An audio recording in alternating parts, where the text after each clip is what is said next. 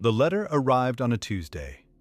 Margaret Donovan was in the kitchen of the house on Elm Street in Dayton, Ohio, when she heard the mail slot open and the envelopes fall onto the hallway floor. She was making coffee. It was 7:40 in the morning. The war was far away and very close simultaneously, the way it was for every woman in America in the autumn of 1943 whose husband was flying B-17 out of England. She picked up the mail from the floor. There were two envelopes. One was from the War Department. She recognized the return address because every wife of every man in the 8th Air Force knew that return address, the way you know the address of a hospital where someone you love is being treated. You did not forget it. You did not want to learn it. You learned it anyway. The other envelope was in her husband's handwriting. She stood in the hallway of the house on Elm Street for a moment that she would describe, 40 years later, as the longest moment of her life. She was holding two envelopes. One of them was going to tell her something that would change everything. The other one was going to tell her something that her husband had written before he knew what the first one contained. She opened his letter first. Second Lieutenant James Patrick Donovan was 26 years old when he wrote the letter that Margaret received on that Tuesday morning.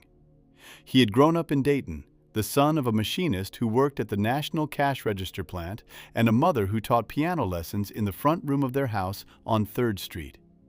He had been good at mathematics and better at sports and had attended the University of Dayton on a partial scholarship before the war interrupted the ordinary trajectory of his life and replaced it with something else entirely. He had enlisted in February of 1942, 3 months after Pearl Harbor, motivated by the same combination of anger and duty and the sense that the world had gone wrong in a way that required a specific personal response that motivated a generation of young men in that particular winter. The Army Air Forces had tested him, found his mathematics useful, and trained him as a bombardier before reassigning him to navigation when the need for navigators in the expanding 8th Air Force outpaced the supply. He had accepted the reassignment without complaint, learned the new discipline with the same methodical attention he had brought to everything since childhood, and arrived in England in the summer of 1943 as a fully qualified navigator, assigned to the 306th Bomb Group at Thurleigh in Bedfordshire. He had been flying combat missions since August. By October, he had completed 19 of the 25 missions required for a crew to complete a tour of duty and rotate home. 6 more missions. That was the distance between where he was and where he was going, which was home to Margaret, and the house on Elm Street, and the life that was waiting. He had written the letter 3 weeks before the Tuesday had arrived. The practice of writing letters to be sent only in the event of death was not official policy in the 8th Air Force. It did not need to be. The men who flew B-17 out of English airfields in 1943 understood the mathematics of their situation without being told, and the mathematics were not comfortable. The 8th Air Force was losing aircraft and crews at a rate that made the 25-mission tour of duty, which had been designed as an achievable goal to sustain morale, into something that the statistics suggested was closer to a theoretical ideal than a practical expectation. In August of 1943, a study conducted by the 8th Air Force's own analysts had found that the average bomber crew had less than a 1 in 3 chance of completing a full tour of duty without being killed or captured. The men who flew knew this, or knew something like it, in the way that people in dangerous situations develop an accurate, intuitive sense of the probabilities, even without being shown the formal calculations. They knew because they watched the empty bunks accumulate. They knew because they had started the tour with crews they had trained with for months and were watching those crews disappear one mission at a time. James Donovan had written the letter because he understood the mathematics. He had written it with the same clarity and the same absence of drama that characterized everything he did, sitting at the small desk in his billet at Thurleigh on a Sunday evening when the next mission had not yet been posted and the barracks were quiet, and there was time to think about the things that the pace of operational flying usually kept at a manageable distance. He had addressed it to Margaret. He had written her name on the envelope in the careful handwriting that she had always said was better than most women's handwriting, which was a joke between them, going back to their first year of correspondence, when she had teased him about it, and he had pretended to be offended, and then had deliberately made his handwriting worse for 2 letters to prove he could, before reverting to the neat, precise script that was simply how he wrote. He had given the sealed envelope to his roommate, Second Lieutenant Arthur Kelsey of Providence, Rhode Island, with instructions that were the same instructions every man who wrote such a letter gave. If I come back from the next one, give it back to me. If I don't, send it. He had come back from the next mission, and the one after that, and 3 more after that. On October 14, 1943, the 306th Bomb Group launched its aircraft as part of the second raid on the ball bearing factories at Schweinfurt. The mission is remembered by the 8th Air Force as Black Thursday. 291 B-17s crossed the German border. 60 did not return. It was the single costliest day in the history of American air power to that point, and its cost was not only in aircraft. Each aircraft carried a crew of 10 men. The mathematics of 60 aircraft multiplied by 10 men represented 600 Americans who were either dead or descending into German captivity on the afternoon of October 14th. And the families who would receive the news in the days that followed were 600 families distributed across every state in the country. James Donovan's aircraft, a B-17F named Easy Money by the crew who had flown her first and who were no longer at Thurley, was hit by cannon fire from a Focke-Wulf 190 at approximately 12:40 in the afternoon over Bavaria, 112 miles from the target. The cannon rounds took out the number 2 engine and damaged the oxygen system in the nose section, where Donovan was working at his navigation table. He lost consciousness briefly from oxygen deprivation, recovered when the pilot pushed the aircraft lower into denser air, and continued working his navigation through the remainder of the engagement, which lasted 40 minutes and cost the formation around them 6 more aircraft before the German fighters finally disengaged. Easy Money made it back to England. She landed at Thurley at 17:20 with 2 engines running, significant structural damage to the starboard wing, and every member of the crew intact. Donovan climbed out of the aircraft, checked on the rest of the crew, reported to the intelligence debrief, ate dinner, and went to bed. He did not mention the letter he had left with Arthur Kelsey. He had come back. The letter was not relevant. 4 days later, on October 18th, the mission board at Thurley showed the 306th scheduled for a mission the following morning. Donovan's crew was on the list. This would be his 24th mission. 1 more after this, and he would be done. He went to bed on the night of October 18th, thinking about the 25th mission, not the 24th. The 25th mission was the last one. After the 25th mission, a man went home. He thought about Dayton. He thought about Margaret. He thought about the house on Elm Street and the coffee that she made that was better than any coffee he had found in England, which was not a high standard, but was the standard that stood in for everything he meant when he thought about going home. He did not update the letter. He did not retrieve it from Arthur Kelsey or write a new one.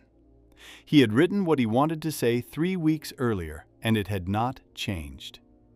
What a man wanted to say to his wife in a letter he was not supposed to send was not something that changed week to week. It was the distillation of everything constant, and what James Donovan had written to Margaret on that Sunday evening at Thurley was as true on the night of October 18th as it had been when he wrote it, which is to say, completely true. In the way that only the things we write when we think we might not have another chance are ever completely true. The mission on October 19th was to a synthetic oil facility in central Germany. The 306th put up 21 aircraft. 13 returned. Easy Money was not among them.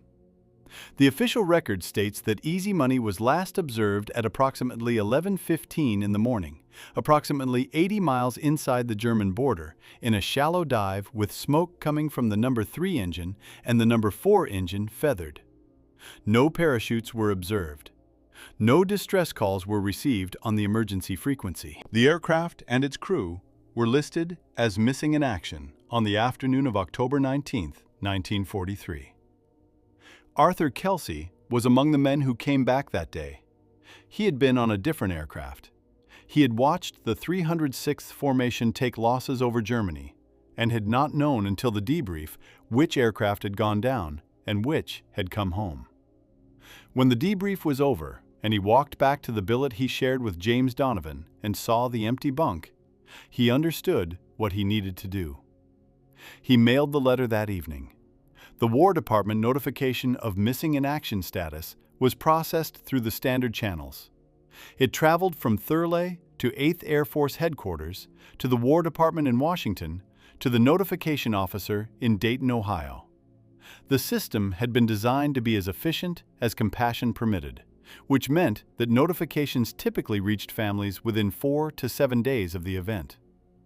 The letter that Arthur Kelsey mailed on the evening of October 19th traveled the postal route between England and Ohio that wartime mail traveled, through the APO system and across the Atlantic and into the domestic mail system, and from there to the house on Elm Street, where it arrived on a Tuesday morning, 7 days after it was sent, which was also the morning that the notification from the War Department arrived, which was also the morning that Margaret Donovan was in the kitchen making coffee and heard the mail slot open and the envelopes fall onto the hallway floor. 2 envelopes. She opened his first. What James Donovan had written to Margaret on that Sunday evening at Thurleigh was not dramatic. It was not written to be dramatic. It was written by a man with precise mathematical habits of mind, who understood that the purpose of the letter was not to produce an effect, but to say specific things that needed to be said in the event that he could no longer say them in person. He told her that the 3 years they had been married were the best 3 years of his life, and that he was aware of how ordinary that sentence sounded, and how entirely true it was. He told her that she should not wait for him, by which he meant she should not spend years in a holding pattern of grief that foreclosed the possibility of a life, because he understood what prolonged waiting did to people, and did not want that for her. He told her specific things he remembered: a trip they had taken to her parents' house in Cincinnati the summer before the war, a particular evening in the kitchen of the Elm Street house when nothing notable had happened except that they had been in the same room doing ordinary things, and he had looked at her and understood that this was what happiness felt like, uncomplicated and complete. He told her that if she was reading the letter, it meant he had not made it back, and that he wanted her to know that he had understood the risk and had taken it willingly, and that the understanding and the willingness were things he needed her to know because he did not want her to feel that something had been taken from her without his consent, because it had not been. He had given it freely, and there was a difference. He signed it the way he always signed his letters: "All my love, Jim." Margaret Donovan read the letter standing in the hallway of the house on Elm Street, and then she sat down on the floor of the hallway, and she did not move for a long time. Then she opened the War Department envelope. The War Department envelope told her what the letter had already told her by the fact of its arrival. It told her, in the formal language of official notification, that her husband was listed as missing in action as of October 19, 1943, and that the designation of missing in action did not necessarily indicate death, and that further information would be provided as it became available. It told her to contact the Red Cross if she needed assistance. It told her that her husband had served his country with honor. She already knew that. She had always known that. It was not the thing she needed to know.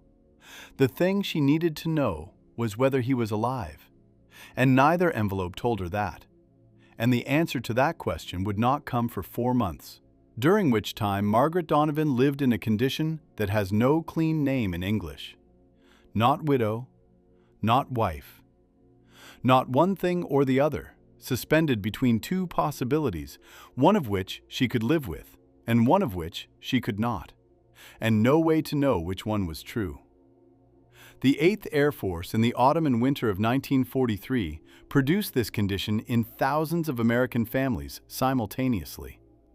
The missing in action designation, which was applied to any crew member whose fate could not be confirmed immediately, covered a spectrum of actual situations that ranged from alive in a German prisoner of war camp to dead in a field in Bavaria with no identification possible. The families of missing men waited in the space between these two possibilities with no way to close the distance between them except time. And time moved the way time moves when you are waiting for something that you cannot control and cannot hurry. Margaret went to work. She had been working at the Wright-Patterson Army Airfield in Dayton since early 1942, doing administrative work in the procurement office, the kind of work that the war produced in enormous quantities and that the women who had replaced the men who had gone overseas did with the systematic competence of people who understood that their work was connected through a chain of logistics and production and supply to the men who were flying the aircraft that the procurement office helped keep in the air. She went to work every day. She came home every evening. She cooked dinner, and she did the things that a life requires even when the person living it is suspended between knowing and not knowing. Because the doing of ordinary things is what keeps the suspension bearable. She did not tell people about the letter, not at first. It felt too specific, too private, too much like something that belonged to her and James, and not to the general category of wartime loss that everyone around her understood and sympathized with, but could not fully enter. The letter was evidence of something that she did not know how to explain, which was that her husband had sat down before his last mission and thought carefully about what he wanted to say to her if he did not come back, and had said it with the same precision and care he brought to his navigation, and that the care itself was the thing that was almost too much to hold. A navigator's job was to know where he was going when he could not see where he was going. James Donovan had spent his entire combat tour guiding aircraft through airspace he could only see on paper, calculating positions from star sightings and dead reckoning and the mathematics of wind and speed and time, bringing crews home across hundreds of miles of European sky to airfields that were somewhere ahead in the dark or the cloud. He had been good at it. The crews who flew with him had known they were good at it in the way crews come to know the quality of the men they depend on, through the accumulated evidence of missions completed and returns made from distances that should have been unnavigable. He had applied the same quality to the letter. He had known he was going into territory where he could not see the outcome, and he had done what he always did, which was prepare as carefully as the preparation permitted and then trust the work. In February of 1944, the Red Cross notification arrived at the house on Elm Street. James Patrick Donovan, 2nd Lieutenant, United States Army Air Forces, had been confirmed as a prisoner of war held at Stalag Luft 3 in German-occupied Poland. He was alive. He had been alive since October 19th, which meant he had been alive during the 4 months that Margaret had spent not knowing whether he was alive, which is a fact about time and knowledge and the gap between them that has no adequate response except relief. He had survived the loss of easy money by parachuting from the aircraft at low altitude, injuring his left knee on landing, and being taken prisoner by German soldiers within 2 hours of reaching the ground. He had been processed through the German prisoner of war system and arrived at Stalag Luft 3, the camp in Silesia that held approximately 10,000 Allied airmen, in late October. He had been there for 4 months before the Red Cross notification reached Dayton. In the prisoner of war camp, James Donovan did what the men at Stalag Luft 3 did, which was occupy the days with the activities that the camp permitted and the activities that the camp did not permit, but that the men conducted anyway, because the maintenance of purpose and the planning of escape and the resistance to the psychological pressure of captivity were themselves forms of the same discipline that had gotten them to 24 combat missions in the first place. He was not among the men who attempted the escape that became known as the Great Escape, The March 1944 tunnel breakout that resulted in the recapture of all but 3 of the 76 men who escaped and the execution by the Gestapo of 50 of the recaptured men on Hitler's direct order. He knew the men who planned it. He knew some of the men who died. The knowledge of what happened to them was a specific kind of weight that every man at Stalag Luft 3 carried from March of 1944 until the end of the war. Because the execution of 50 prisoners of war who had done nothing except what prisoners of war were expected to do, which was try to escape, was the Gestapo's message to the camp that the rules they had assumed would protect them were not reliable. Donovan was evacuated from Stalag Luft 3 in January of 1945 when the Soviet advance forced the Germans to march the camp's prisoners westward through Silesian winter conditions that killed men who had survived years of captivity. He was liberated by American forces in April of 1945 and repatriated to the United States in May, which was the same month that Germany surrendered. He came home to Dayton on a Wednesday afternoon in late May 1945. Margaret met him at the train station.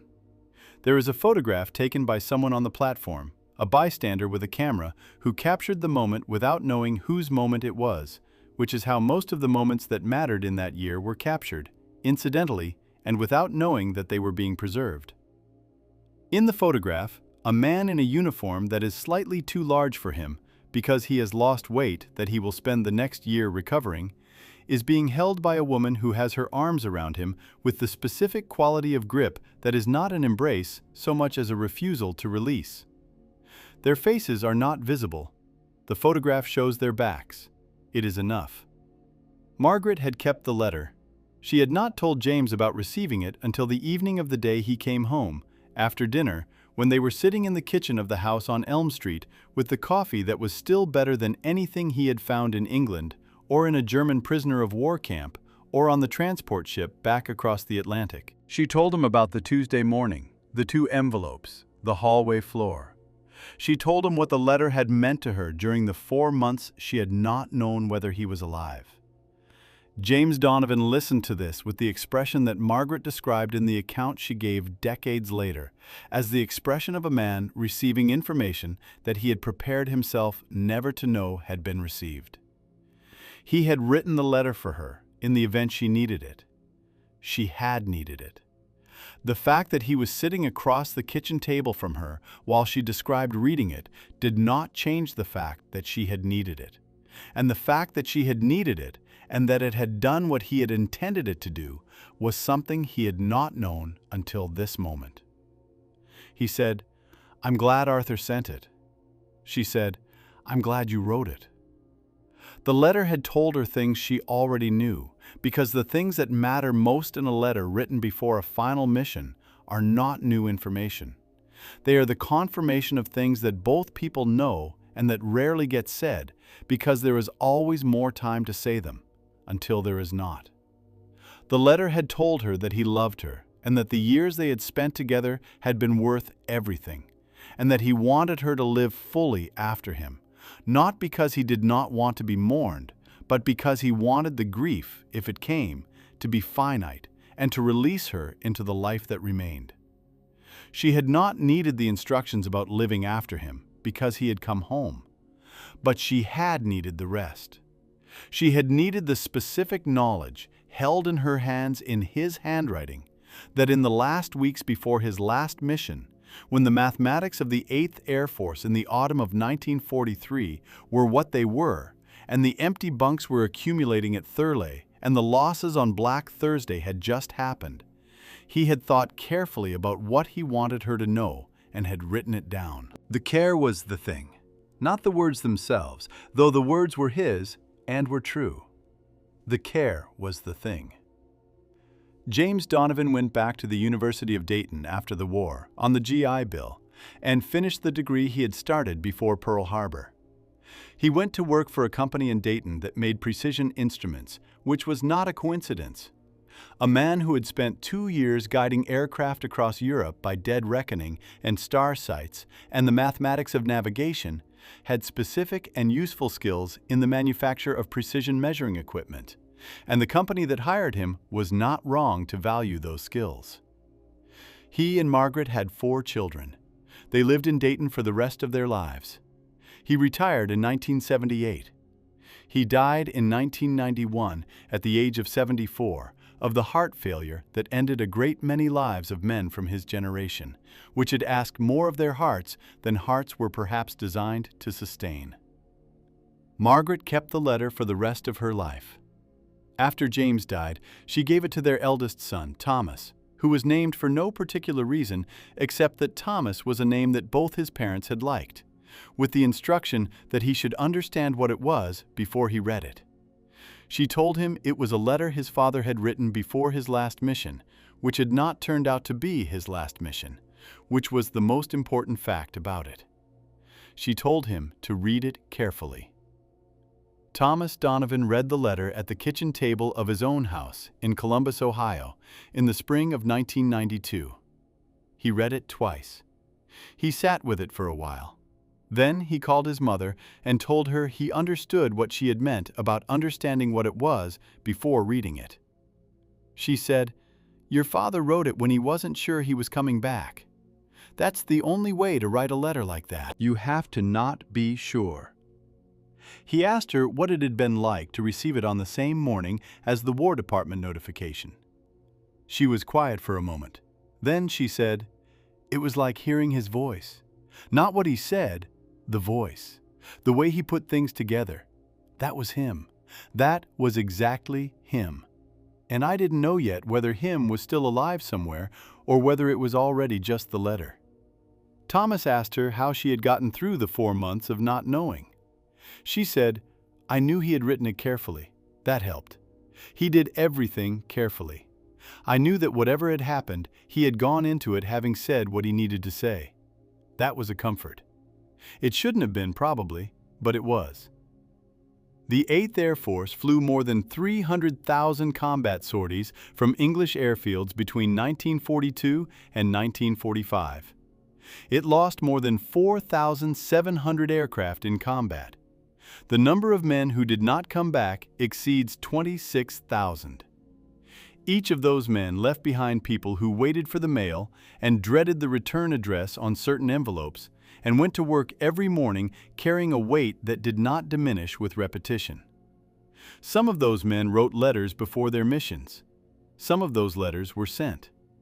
Some of the men who wrote them came home and retrieved them from the friends who had been trusted with them and put them somewhere private and never mentioned them.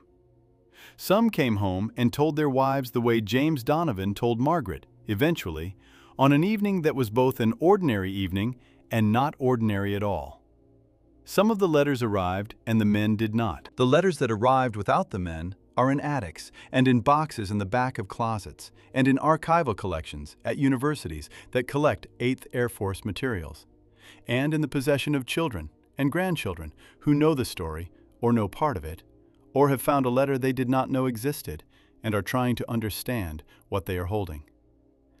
What they are holding is the voice of a man who was not sure he was coming back and wanted to say something before he went.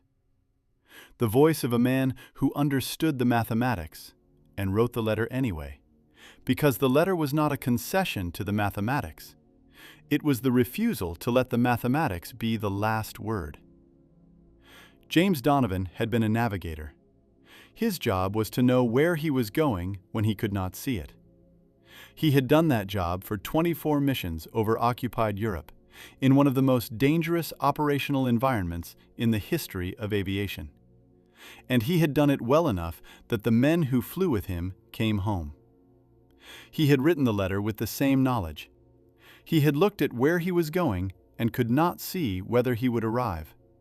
And he had put down in careful handwriting the things that needed to be said so that they would be said regardless of the outcome.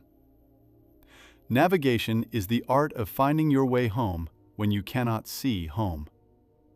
The letter was navigation of a different kind. It was finding the words that would reach the person he was trying to reach, regardless of whether he was there to deliver them. It reached her. He came home. Both things were true. And the fact that both were true did not diminish either one. The letter that arrived on that Tuesday morning was not less true because he was alive. The relief that came in February with the Red Cross notification was not less complete because the letter had already said what it needed to say. Both things existed simultaneously, and Margaret Donovan had held both of them for 50 years. Which is what love looks like when it has been tested by the specific mathematics of the 8th Air Force in the autumn of 1943 and has come through the testing intact. The house on Elm Street in Dayton is still there. It is owned by someone else now. The kitchen where Margaret made coffee on a Tuesday morning in October of 1943 and heard the mail slot open looks like other kitchens. The hallway where she stood holding 2 envelopes is a hallway like other hallways. Nothing marks it. The letter is in Columbus, in Thomas Donovan's house, in a box that also contains his father's navigator's log from the 306th Bomb Group, the one that records 24 missions in the precise handwriting that Margaret had always said was better than most women's handwriting. Each mission logged with the departure time and the target, and the return time and the weather at altitude, and the navigation notes that are the working record of a man guiding a 10-man crew through European airspace and bringing them home. Mission 24 is the last entry. It ends at 11:15, which is the time Easy Money was last observed. Below the final entry, in the same handwriting, there is a single line that does not appear in the official records, and that James Donovan must have added after his return from captivity, when he had the log back in his hands and the war was over and there was time to complete the record. He wrote, "All 10 of us made it home." That was his whole accounting of it. The navigation log ends. The record is complete. All 10 men came home, which was the only outcome that mattered. And a man who understood precision and the value of saying exactly what needed to be said had said exactly that and nothing more. If this story reached you the way it was meant to, please like and subscribe. The men who flew the B-17s over Europe and the women who waited for them deserve to be remembered with the fullness and the honesty that their lives earned. Thank you for watching.